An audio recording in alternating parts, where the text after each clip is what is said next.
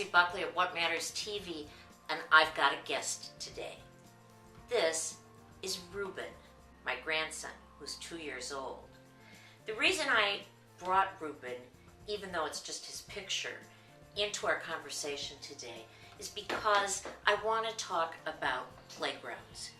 And specifically, I want to talk about teeter-totters as a metaphor for how we engage as a guide of the buyer's decision-making process. Our mantra is always, we guide, they decide. So what does that really mean in the context of a teeter-totter? Well, let's think about three things. First, you know what it's like to ride on a teeter-totter. If I go forward, you're going to go down. And if I go backward, you're going to get up. Now, a lot of the movement is controlled by the two people, but that's reactive movement. There's something that also holds us on in the first place. And if you remember what your teeter-totter looks like, there's a board, and then underneath the board there's something that's called a fulcrum. The fulcrum is the piece that really keeps the board on balance. And the fulcrum in a buying decision-making process is the shared values between both parties.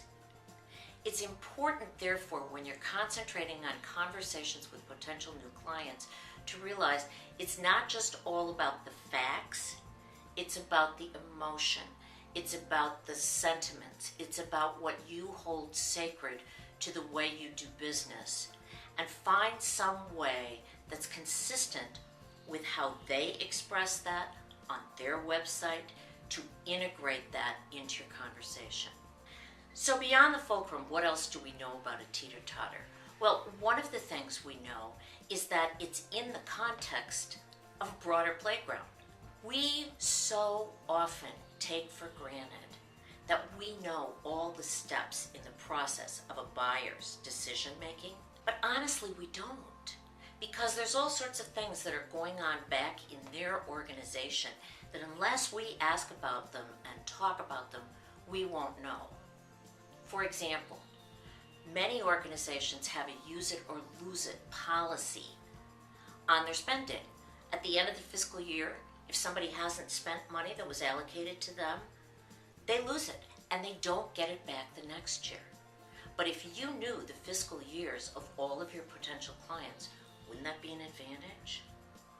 So realize it's not just the one teeter-totter, it's the whole playground, and look bigger when you're having conversations with people.